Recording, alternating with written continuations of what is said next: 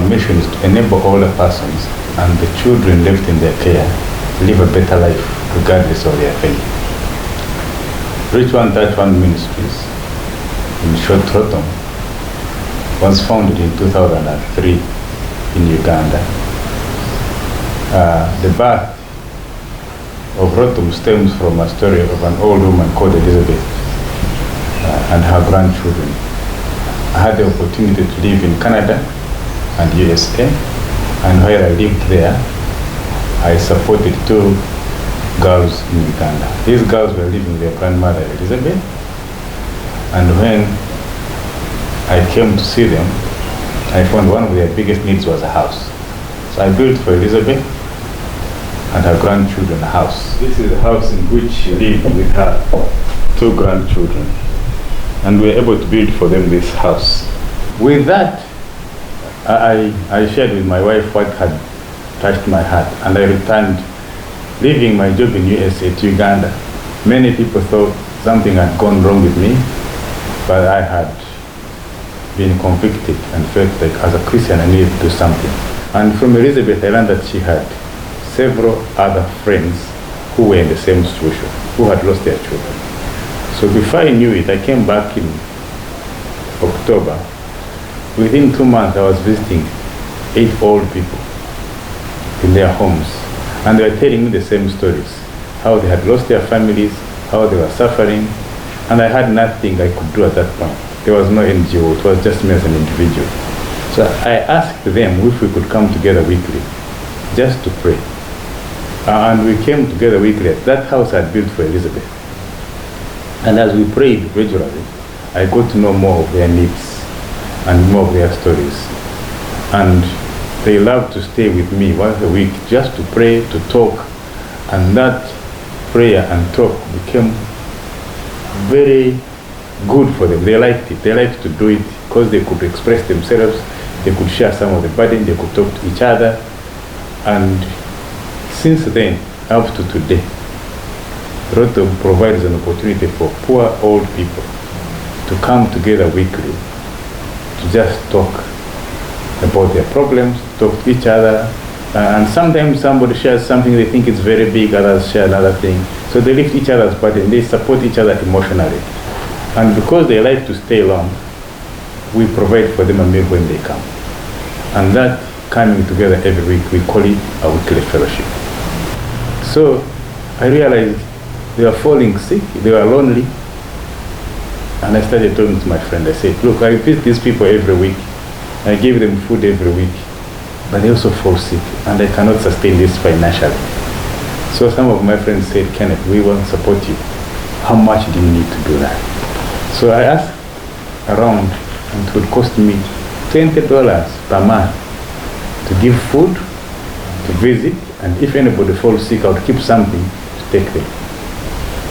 What started as 1 Elizabeth and then 8 seniors quickly became 49, quickly became 200. Now we support over 978 older people in Uganda and 45 in Ethiopia, and also 400 of their grandchildren. So as they came to the fellowship and we visited and we gave them this food, many old people would eat the food at the fellowship and pack some, especially they would take out the soup and then the matoke, or the hard food, the meat and posho, they would pack it in dirty buvera, take it home.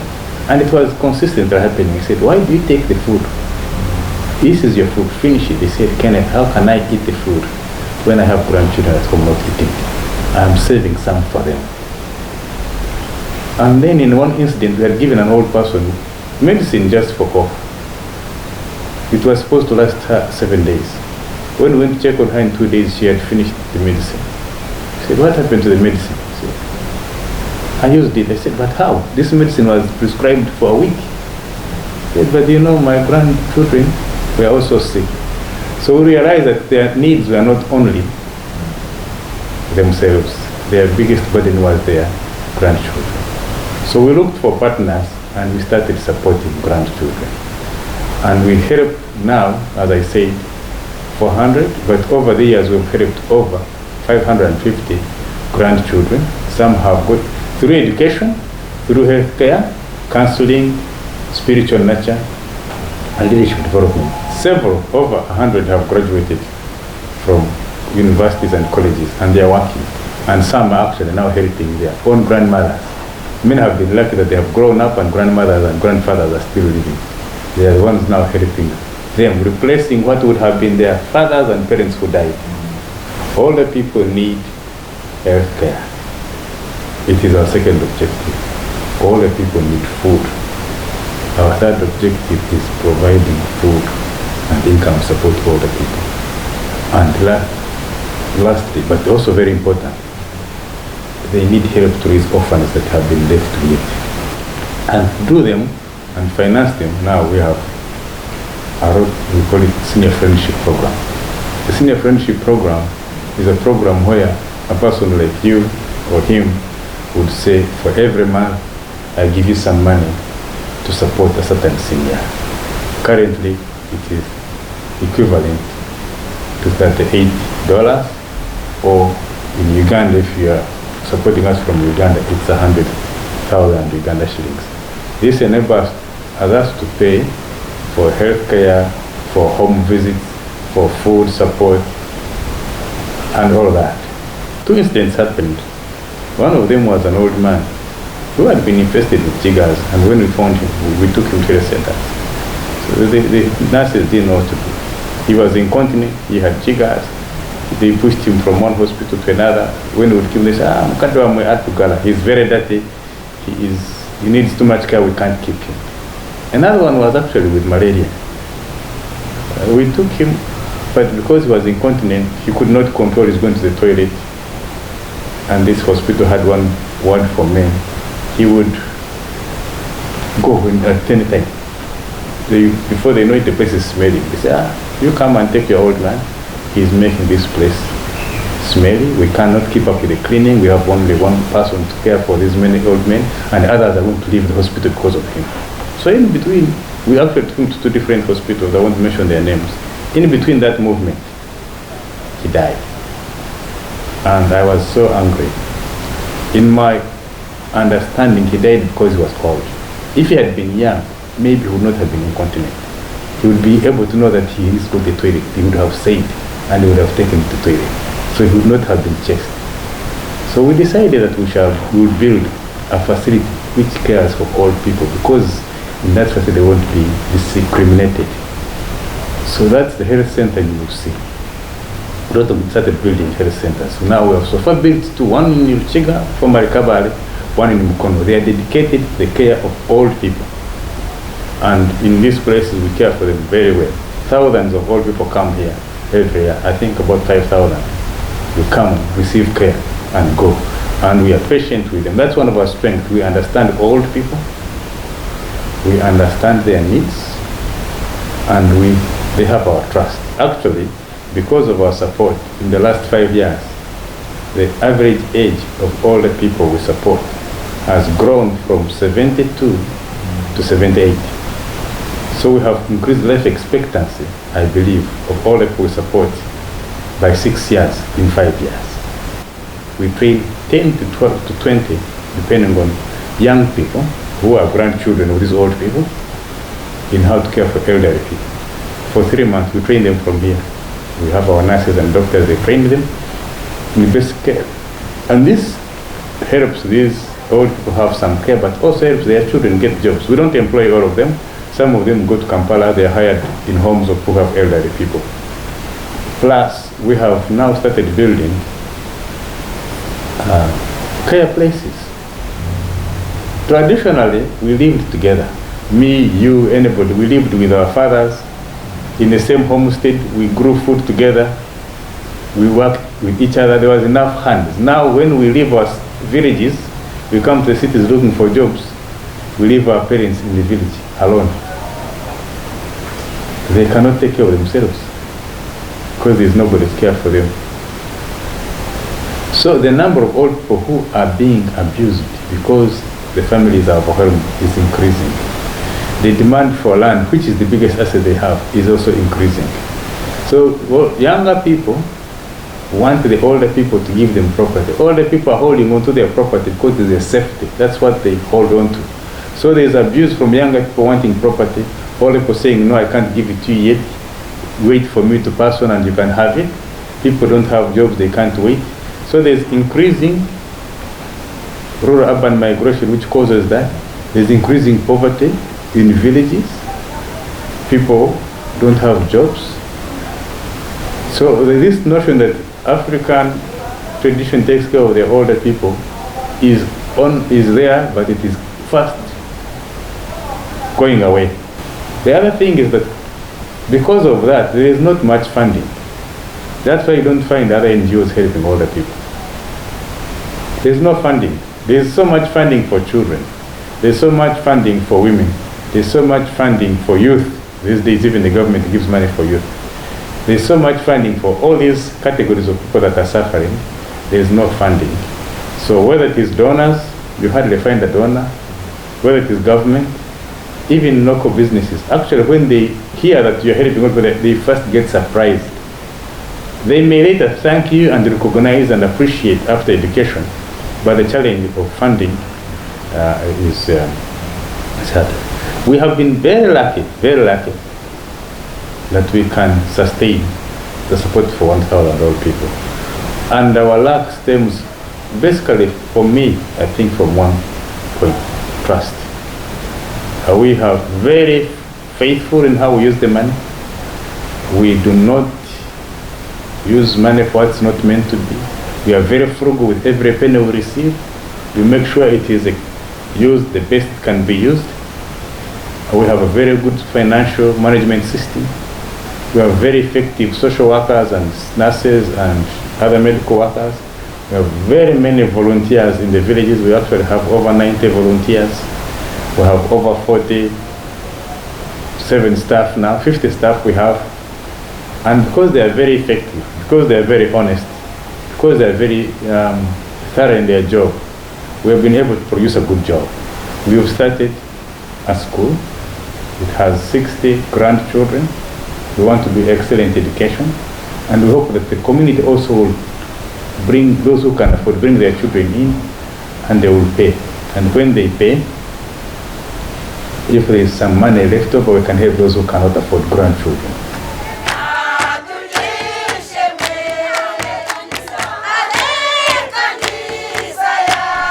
Our major purpose is to ensure that all older persons have access to health care that is affordable and that is of quality.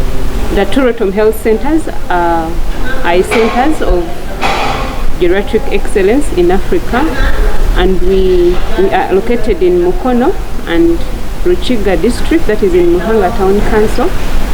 We offer a wide range of services to the older persons, those in the program as ROTOM and those that are in the community that are not supported by Reach One Touch One Ministries.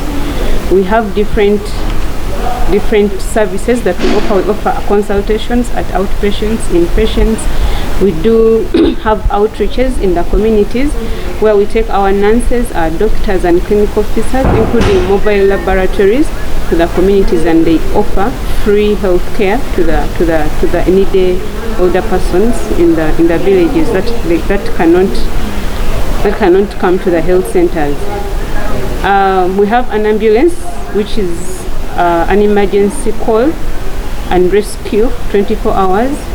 And we have a field nurse. Our field nurses go out to the communities and they take and refill medicines for older persons in the community. In a day, we receive over 30 patients. Those are older persons that come here to seek health care. And when they come, they are received by John, our receptionist, who was also as a medical records assistant. Their vitals are taken from here, and this is the waiting area for the doctor.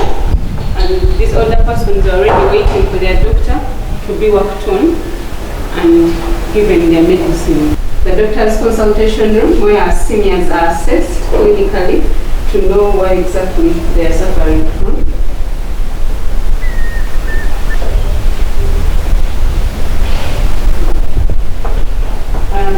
the pharmacy or dispensary, where after the clerking and assessment by the doctors, that older persons are expected to come here and get their medicines from the nurse. This building was built as an outpatient center, but gradually we improvised some of the rooms to become admission rooms. So we have created, this was previously a staff room where our nurses and doctors would rest after a day's work, but later we improvised this room to become an admission room. This is the male ward. The female ward, we have 4 beds here. So when our seniors come with severe malaria, when they come with a pneumonia, instead of taking them away, we treat them from here.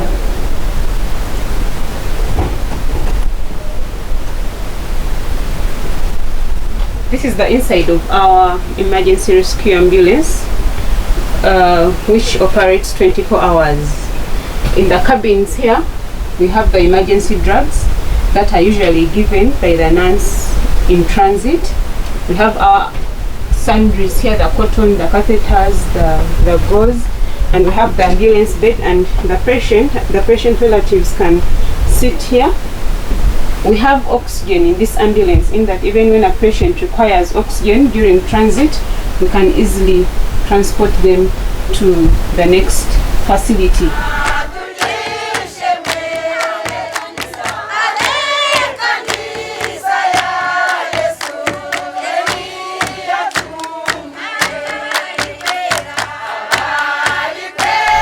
What we do here basically, gather patients with musculoskeletal problems like back pain, like joint knee pains, especially stroke, patients who are recovering after surgeries, and just general muscle pains. We use 3 models of treatment. We use massage therapy, which we call magnetic techniques. We use exercise therapy, and just have therapy where you use some of the machines you can see there. So for this patient, for now I've chosen the machine, I was just trying to examine her back and see where it's causing a problem. She's a new patient, so I was just trying to examine and palpate. So palpation. Yes, so she has pain over her back. Here part, I press, she has pain. So I was just trying to do some mobilization of her spine. Just mobilization.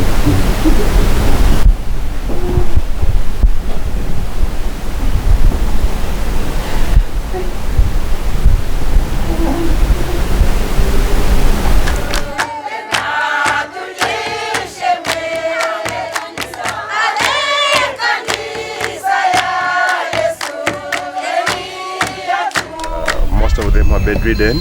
At least every day we bring them out of their beds so that we can do some simple exercises to keep their muscles and joints active.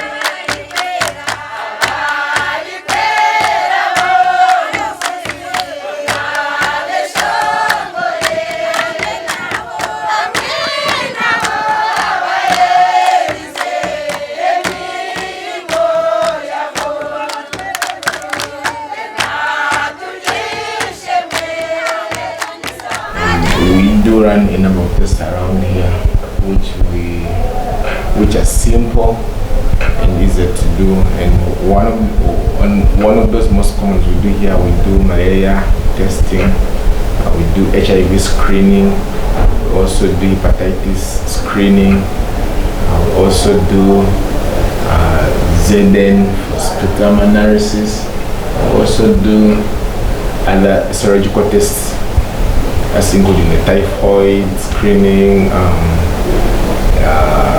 rheumatoid factor, all those tests that are under a serological department, we do them here.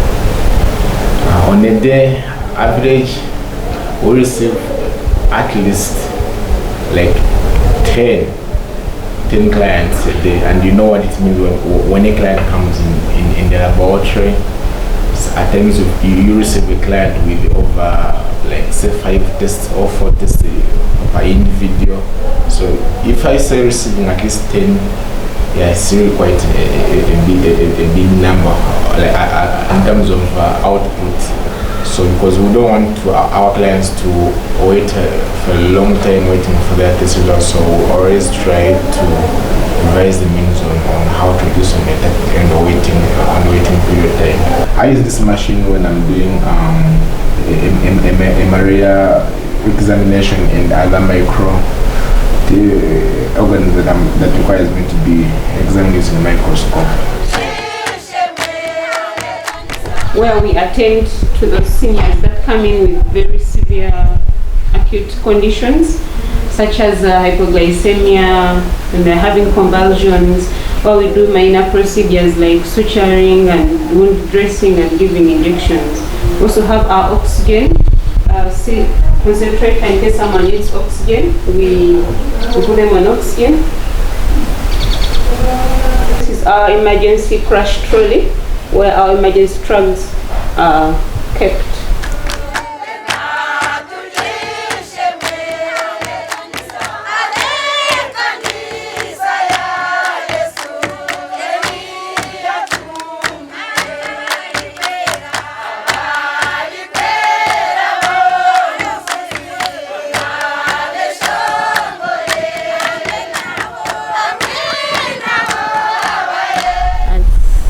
Program director, I oversee different projects, and the major program in ROTOM I'm responsible for is the friendship program. The word friendship is derived from the word sponsorship. So we used to say sponsorship program, but then after time, from lessons learned, we realized it's not just a sponsorship. So we changed from a sponsor to a friend, and then from sponsorship to friendship, and that's how we do our work. So with the friendship, we have seniors we serve, and these seniors, we find for them friends. So that's why we call it a friendship program. We have the ROTOM champions. Those are girls at the higher institutions like universities. And then we also have now the ROTOM school, which have now the young grandchildren. So this is our section, and in the corner we have our crafts and those crafts you see in there, they are made by our seniors and our grandchildren of the seniors. So we encourage people as they come in to support our seniors and our grandchildren. We also have a donation box. So when people come in, they wait from here, and then that beautiful lady. Hello. Welcome to ROTOM. We have a folder for seniors. So each beneficiary has a folder where we capture all the information regarding that particular beneficiary. Starting from the time of registration, and every year we make updates, and every visit we also put progress reports in those beautiful folders. So we have sections. This section where we are right now is for Canada area.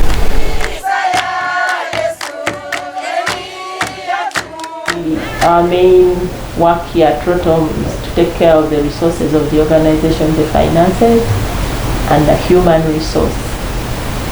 We have partners outside of Uganda, and we have partners within Uganda. Those are our major sources of the financial resources that we manage. We have partners in the US, Canada, Germany, and UK and Uganda. And each partner has someone they sponsor, someone they support, and every month they contribute funds to their upkeep. Then that money gets to us through our partner offices in those different countries. We receive the funds on our forex accounts, and we transfer them on the local operational accounts for each partner. The funds get to us through the operational accounts of each partner country, where the accountability is done. Most of our work is still in paper. That is the greatest challenge we have, and our biggest request from the finance department is if we can get an electronic system to reduce the paperwork we have. That would be the best.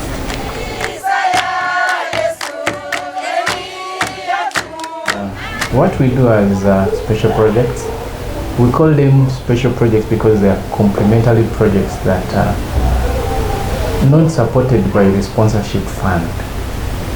The sponsorship fund covers the Christian faith component, it covers the health, it covers the food and income, but there are bigger projects that come up whereby the fund that we get for the individual sponsor from the individual sponsor cannot cover some of those projects. So when those projects come in and we identify the need of that project, we call it a special project. So it complements the needs of the seniors that we support in the program. And some of those special projects include the pit latrines, that is under hygiene and sanitation. We do the pit latrines, we install water tanks for the seniors to make sure that at least they properly manage their human waste, but also have enough water to use in their homes that is close to their homes, at least in 200 meters. The other thing we do is, of course, we do the bigger buildings. So most of the buildings you'll see here, special projects is part of that. Identifying the contractors, making sure that we get the best out of what we need. From the surveys we've done, show that our average age of the seniors that we support is 78 years old. And that age group can do a lot of tilling of land. So what they can do is simple agriculture and simple keeping of small animals. So we've zeroed down to 2 projects under food and income. That is the chicken rearing and doing the kitchen gardens. That is the small gardens that are close to their homes. So we look at chicken rearing, giving manure to the small chicken gardens, or sometimes they call them backyard gardens. And they get the manure from the chicken, they use it in their garden. Then they get the sale of eggs, they earn an income. They get the sale of chicken, they earn an income. But also it has a big health value in terms of if they eat the eggs. So we thought that that would complement the health component, but also improve the food and income security of the seniors that we support. I manage the M&E, that's the monitoring and evaluation of our activities, to make sure that is it that we are doing effective, is it efficient, is it creating impact among the seniors that we support, and what other things can we do to change. So it gets to inform the decisions that we take, but also changes the strategies that we use to make sure that we provide for the needs of the elderly, that we support. So under M&E, we've developed an app that we use to collect data in the community that is monitored.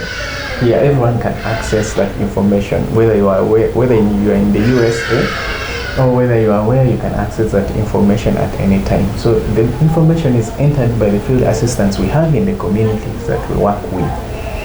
They enter the information, you can open the web and you will see where all the data is entered and know which senior has issues. So at every point information is entered, it can be accessed by the field implementers who can look at this senior has this issue, then we need to make urgent intervention to make sure that we help them. Every year we do an assessment of the activities that we do at ROTOM to make sure that we check ourselves and see, are we creating impact? Are we making impact? What new things can we change? If the report shows us that the average age is 78, what new interventions can we do to make sure that we work favorably with that age? Because if we are working with an age group of 60, it's not the same way you work with an age group of 78. So things keep changing and things are dynamic.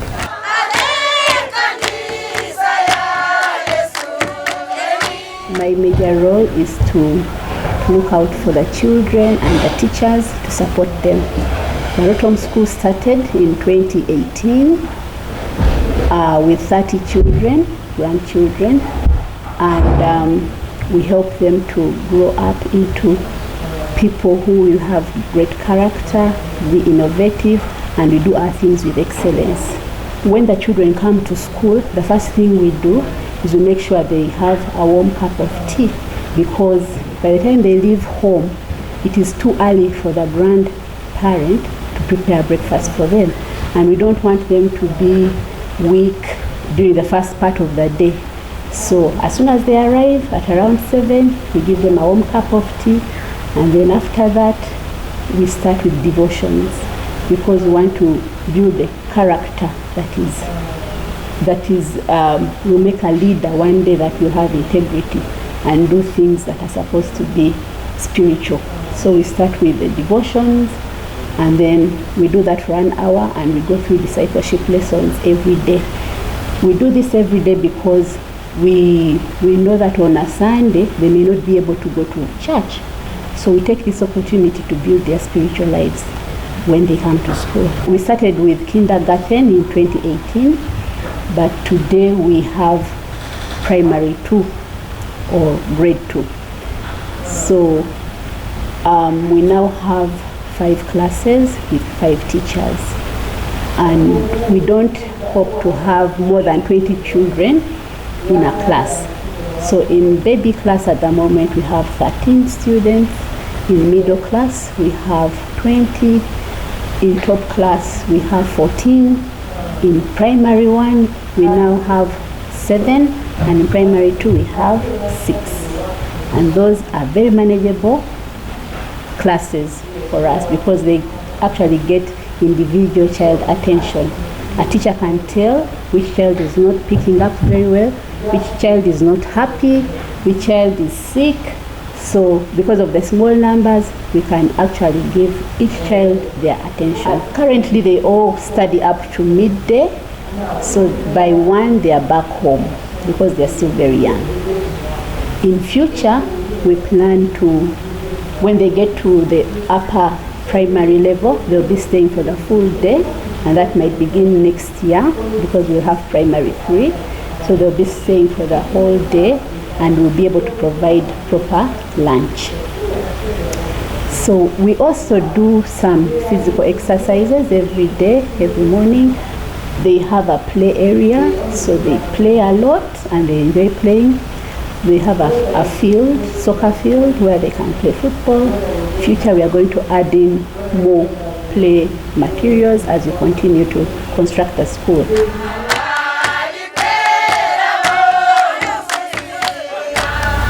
The project was started by ROTOM to lessen the burden on the elder persons by taking their grandchildren for university, for higher education. Currently, we are having 95 students at different universities and institutions in Uganda. We have 43 of the students graduated since the project started. It was 7 years back. And in the project, we have different things we give to the children. We provide tuition for them in different universities. We provide scholastic materials. We provide stipend for the students, what they use to buy their personal needs, like pads and other necessities they may need as girls. We also provide mentorship program where we allocate one girl to a particular mentor to help them as they grow into to be the better mothers and leaders of tomorrow. We also have what we call individual initiatives where we develop their skills and where they also get to share their skills with other students. We support them with their internship. We support them to look for places where they can do their internship from, and also support them with some little money that can help them in their movements while looking for the place of internship where they are going to do as a requirement for the university. We also encourage our girls to do volunteering processes, so we help them to allocate them to particular places where they can practice their skills as they look for jobs out when they're done with school. Another activity that we do is called group cells, just to help them with spiritual growth. We support them.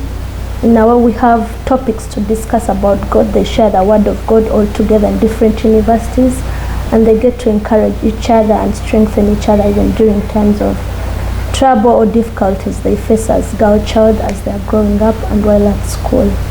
We visit these girls at their homes and at school to monitor their progress, to follow up on their health and their living condition while at home. So each of our students or girl is visited once a month at school and at home. So to get to know them deep, to know their stories, to support their families, and also to get to know their families and them at school. So during these visits, we get to pray together. We also share challenges as girls. We give each other advice and encouragement as they go on with their school. So during this COVID-19, we've supported our girls by encouraging them to stay at home, to follow the Ministry of Health's guidelines, but as well as to keep them busy. So they've been practicing the skills we've been learning during the individual initiatives, like making baskets at home, some actually making liquid soap to get some money to support their families during this period.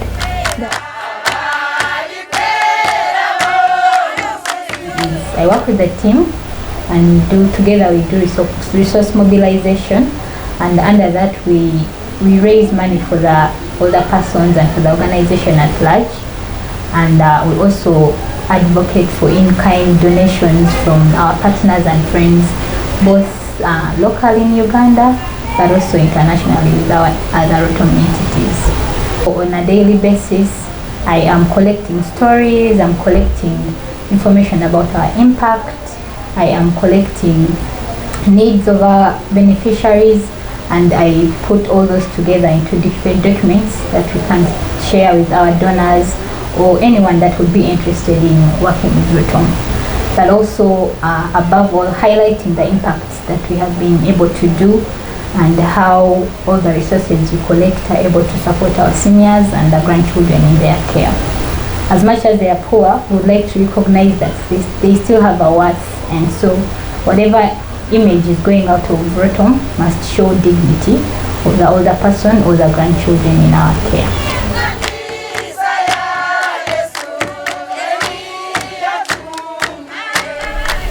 ROTOM also runs our Journey for Change / Volunteer for Change program, and this program basically gives an opportunity to individuals of all ages to come to ROTOM and experience our work firsthand, but also have an opportunity to experience the beautiful country of Uganda and all that we have to offer.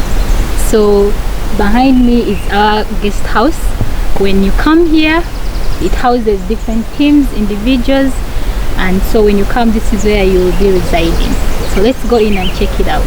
As you can see, this is our living space where you can interact and have a break or just enjoy the environment and the community. And then this is our kitchen. When we finish to prepare the meal, this is where we all sit and share the meal together.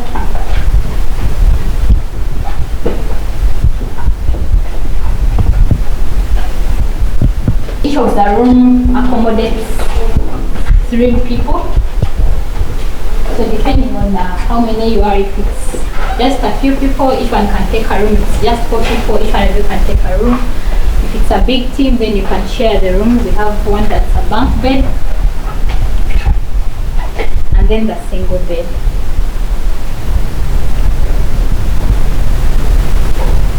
So you find there is a toilet and then the wash area.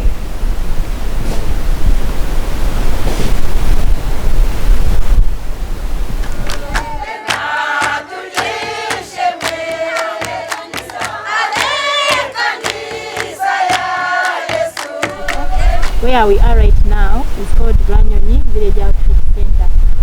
This place accommodates homeless seniors and very frail seniors who need attention from our health facility from the office. And then we also have demonstration gardens for the seniors to learn from when they are doing their farming. And we also have a chicken project here, also for the seniors to learn from, but also they receive chickens to rear in their homes. Before the COVID pandemic, the seniors used to come here and fellowship.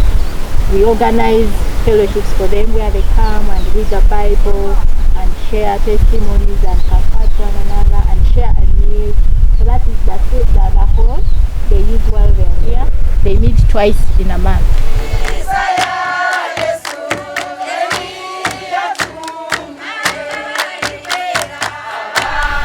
So now we have some sukuma week here.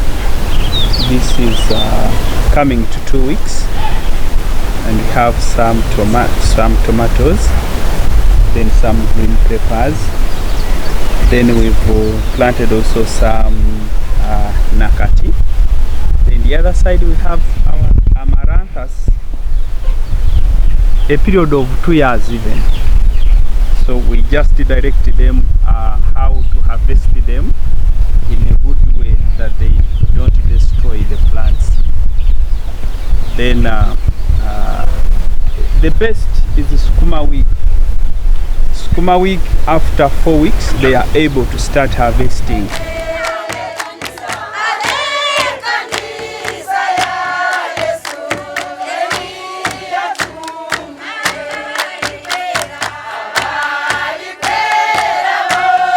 We have caregivers here, and one of them sleeps here, one comes during the day. So they take care of them, they prepare a meal for them, and they wash for them because they are weak, they can no longer wash. And then we have a field nurse who checks on them every week to monitor their blood pressures and even other complaints. That is Jaja Falisto. Yeah, he used to live somewhere, and let alone where he used to stay, he was sent away. So when we built this house, we moved him here. Because what happened is the Jajas we support, when they don't have where to stay, we have to rent for them houses, and in some areas even renting a house is very costly.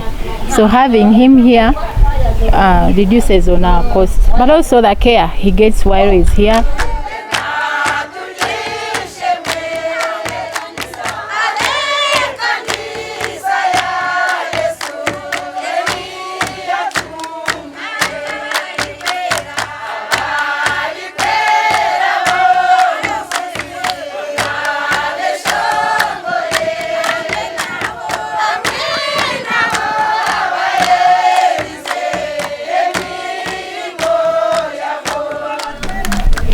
So this house has 4 rooms, and we planned that each room would have 2 beds, like you can see in here. And like I said, this center has 2 caregivers. Emma is one of them, as you can see, is feeding the Jaja.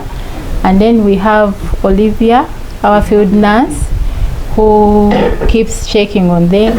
So because he has high blood pressure, so we normally check on his blood pressure after like at least 2 weeks to make sure he's taking the medicines well and his blood pressures are monitored well.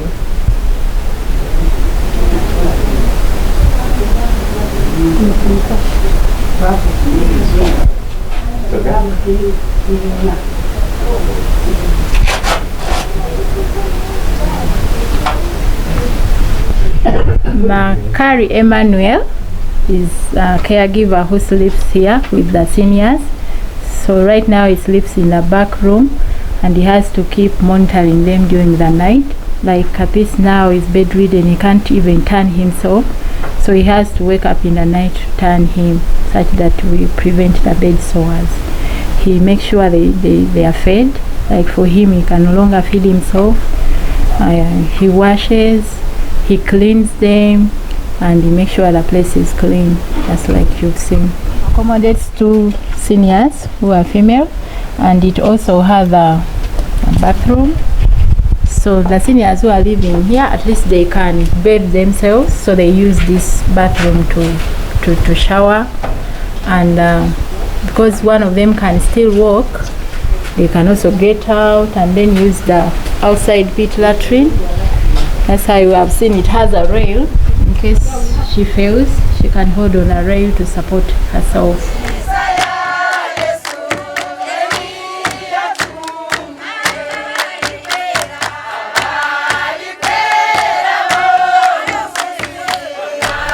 We have visited Jajalo Binanamudu. One of the activities we do with our seniors, we visit them in their homes. The Bina's house was built by ROTOM. It has 3 rooms, the living room and 2 bedrooms. And this particular house is built for seniors who have grandchildren, such that one room can accommodate the jaja, and then another room can accommodate the grandchildren. It even has a shower inside, so the jaja can easily take a shower even when it's weaker. And we have Abe as the field assistant. The role of field assistants is to work with the volunteers in visiting and in the implementation of all the activities we do.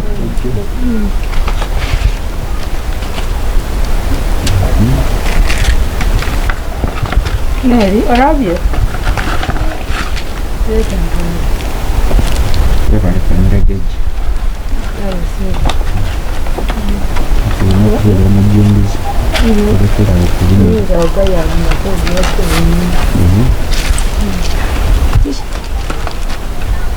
Young girl, how are you? How are you? You're fine? Yes. What is your name? Yes. How are you related to Madame Namudu? She's my grandma. Your grandmother? So you stay with her? Thank you for helping her out. Do you love her? Yes. I've not heard. Do you love her?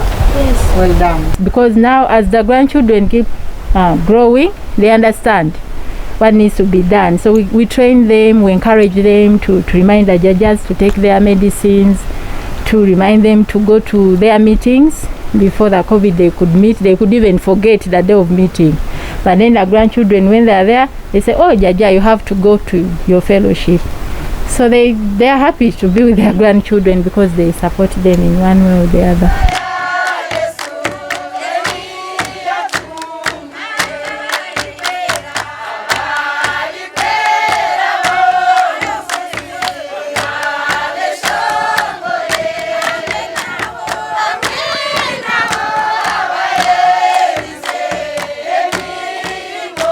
From the Ranyonyi Village Outreach Center, where we were looking at the demonstration garden, and seniors and field assistants are trained to grow vegetable gardens.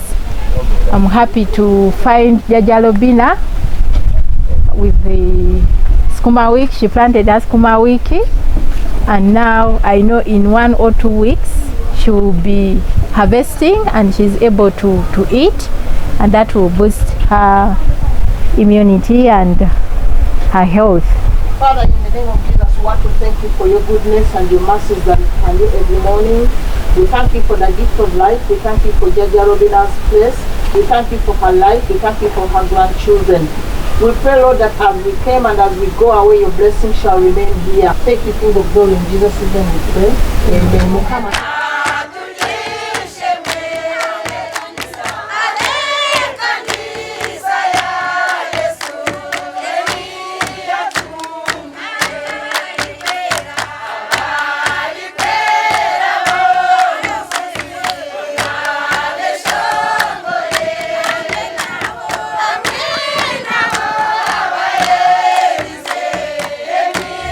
We have visited Jaja Elivanson Chigongo, and Jaja Elivanson Chigongo also lives with the grandchildren.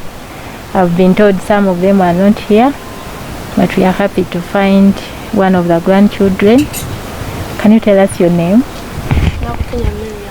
Jaja Elivanson Chigongo is among our seniors. She has been a very active senior, though she is getting weaker. She could do different handcrafts. She used even to weave very beautiful baskets. She also weaved the mats, like that beautiful mat she's sitting on. I can see she used the drinking straws. Some of us just throw them away, but she's making use of them, and you can see how beautiful the mat is. So that is that could be an income for her. She sells that mat at 30,000 only. Each basket is at 10,000, and you can see. So she used very strong materials, so you can see how beautiful the baskets are.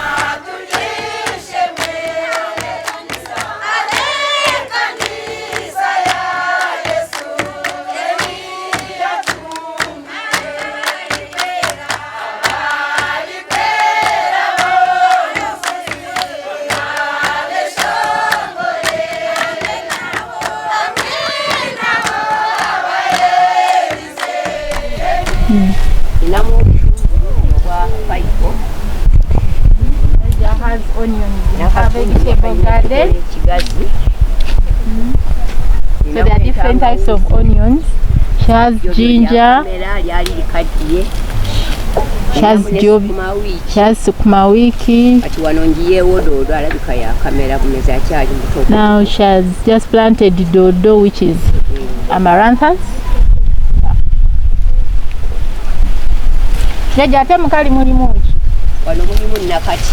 Okay, the next one has nakati.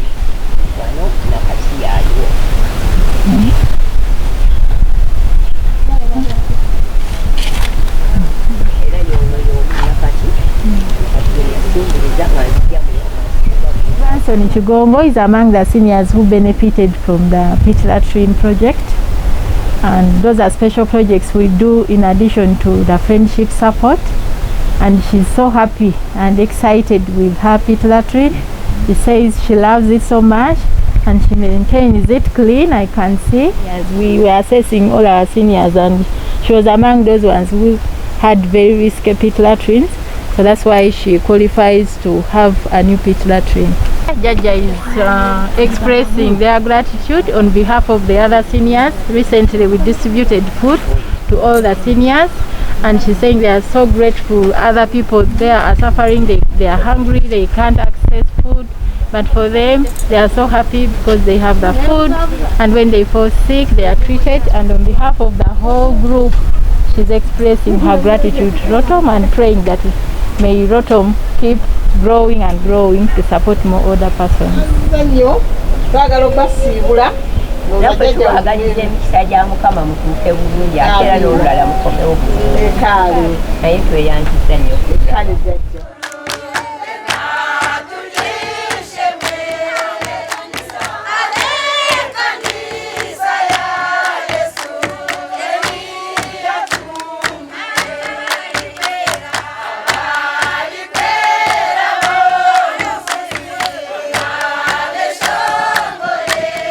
We have visited Jaja Maria Ambasaliza, and she lives here with her grandchildren.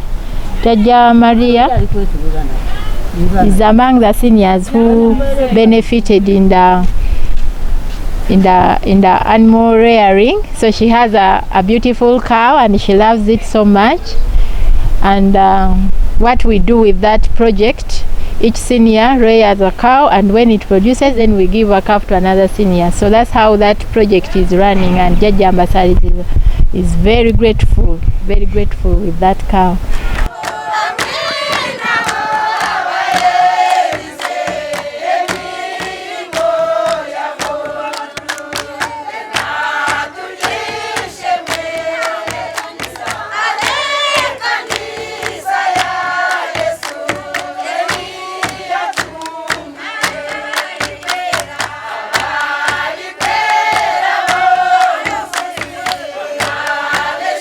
However, our plans are to expand to have an inpatient wing, which will also house most of the imaging and radiology investigation department. So this place here, hopefully in the next 2 to 5 years, we should have established admission rooms, a storage building which will house the admission rooms and radiology department. We would like to invite you to come and experience firsthand the work of ROTOM. And you can participate as a volunteer, you can participate as a friend, where you choose to support a senior or a ROTOM grandchild, either at the ROTOM school or other programs that ROTOM does for the children. We would also like to invite you to participate and support our health centers, both here in Mukono where we are, and also our partners in Muhanga, Ruchiga district. And above all, we would also like you to come and support and participate in enriching and establishing the ROTOM school, and we will be more than glad to host you. So our future focus is to make sure that every older person has health care, every older person has enough water, they have safe and secure housing, and we also want to make sure that this is sustainable by providing an excellent service. An excellent service can be paid for by others who afford, and what others would have termed profit, for us we shall use it to help those who can't afford.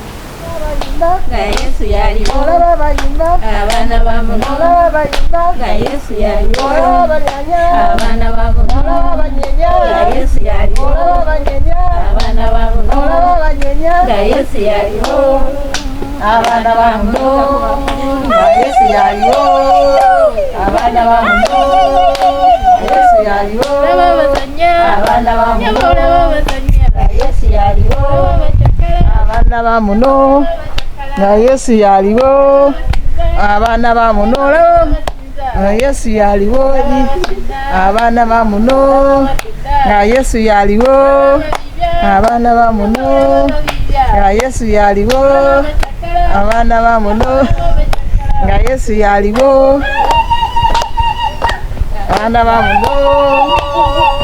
abana bamuno nga Yesu yaliwo.